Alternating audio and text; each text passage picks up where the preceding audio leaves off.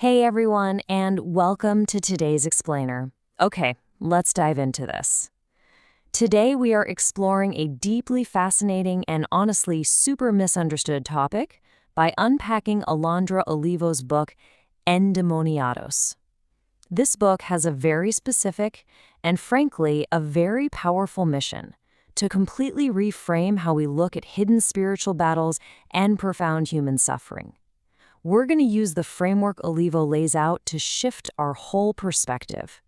We're moving away from fear and confusion and moving toward a place of structured understanding and, most importantly, profound empathy.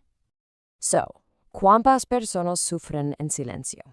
How many people suffer in silence? I want you to really just let that question sink in for a second. As Olivo points out in our source material, so many people are carrying these massive, heavy battles every single day, stuff that the rest of the world simply cannot see. It's like they're walking around with a heavy backpack that's totally invisible to the rest of us. And before we can even begin to talk about solutions or complex spiritual realities, we absolutely have to establish this baseline of empathy. We literally walk past people every single day who are carrying these unseen emotional and spiritual weights. Section 1. Las batallas invisibles, or the invisible battles. Look, the foundational premise of Olivo's work is actually incredibly simple, but it's something we forget all the time. Behind difficult, confusing, or even straight-up frightening situations are just human beings. Just people who desperately need our understanding and guidance way more than they need our immediate judgment. When someone is really struggling, our first instinct as a society is usually to label them or kind of push them away and isolate them, right?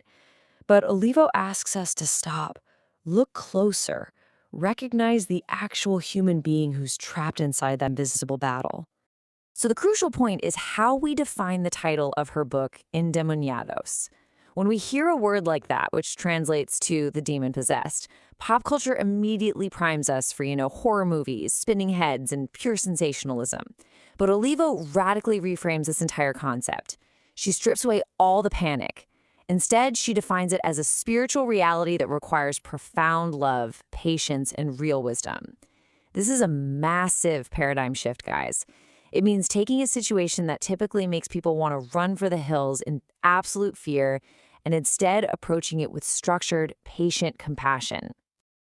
Moving on to Section 2, Entendimiento y Discernimiento, understanding and discernment. Because to successfully make that shift from fear to compassion, well, good intentions just aren't enough. They really aren't. Before we can offer any meaningful help to someone in the middle of a spiritual or emotional crisis, we have to seek to truly understand their unique situation. We can't just go rushing in blindly like a bull in a china shop. We need a clear, discerning mind to figure out what is actually happening behind the scenes of their suffering. Let's break down exactly why that discernment is a total game changer. Taking the time to discern.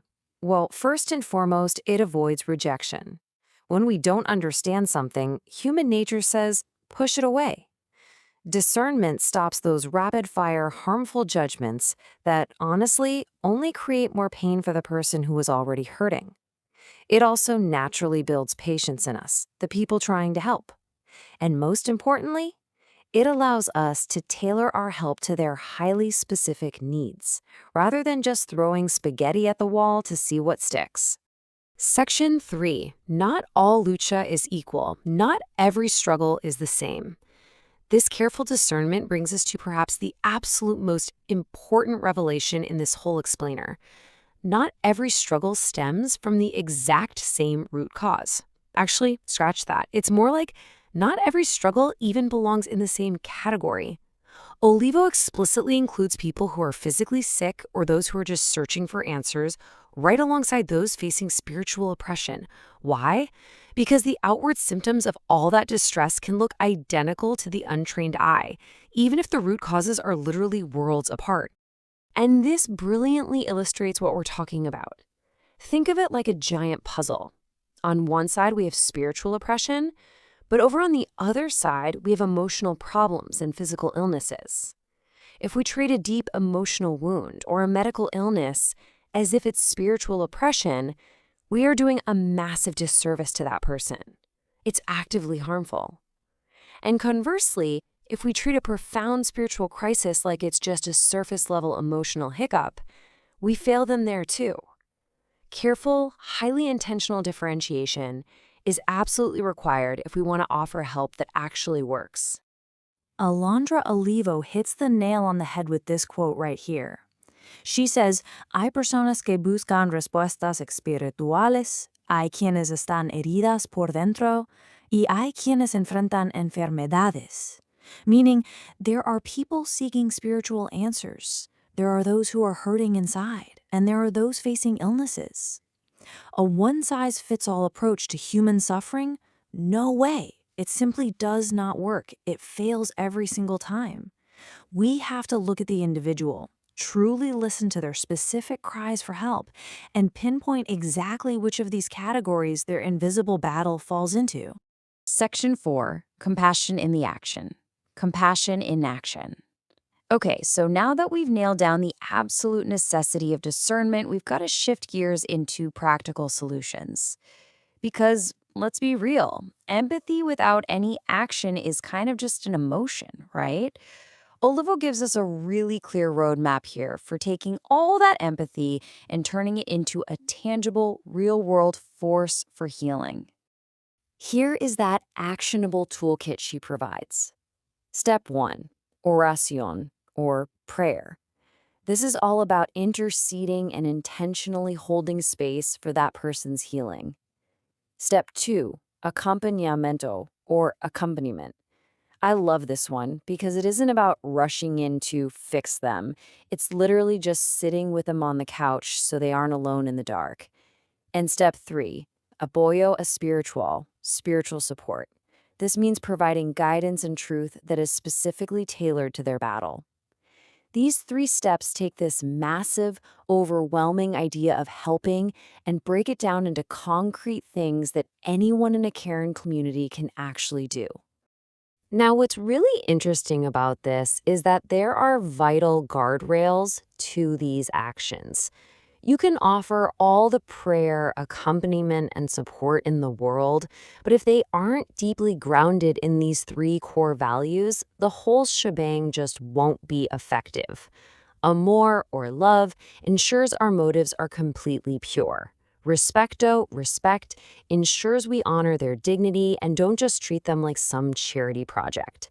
And responsibility means we truly recognize the heavy weight of stepping into someone's trauma and we commit to doing absolutely no harm. Bringing us to our final section, Section 5, El Camino a la Restauración, the path to restoration. Bringing all of these concepts together reveals a super powerful truth. Isolation breeds suffering, but community and accompaniment, they breed healing. Restoration isn't some magic trick. It's a journey. And it's a journey that only begins when a person is finally seen, truly understood, and actively supported by the people around them using the exact tools and values we've just talked about. I want to highlight this quote because Olivo's ultimate message is so simple, yet profoundly deep. Nadie debe ser ignorado cuando está sufriendo. No one should be ignored when they are suffering. Think about human nature for just a second. How often does society awkwardly sprint in the exact opposite direction when things get messy or emotionally complicated? It happens literally all the time. But listening, seeking the real truth of someone's situation, and applying wisdom, these aren't optional. They are absolute mandates for any healthy, functioning community that refuses to ignore the hurting. So, how does that restoration actually kick off? Well, it doesn't require a miraculous intervention from some distant, certified expert. Honestly, it begins the exact moment someone, anyone at all, simply decides to help.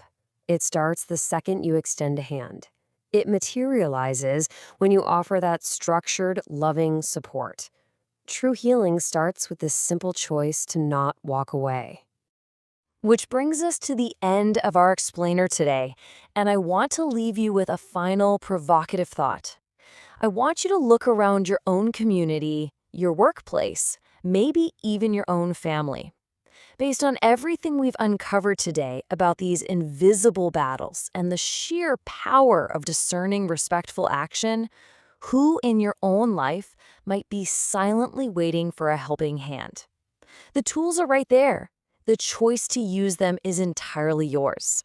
Thanks so much for joining me today, and keep seeking to understand. Catch you next time.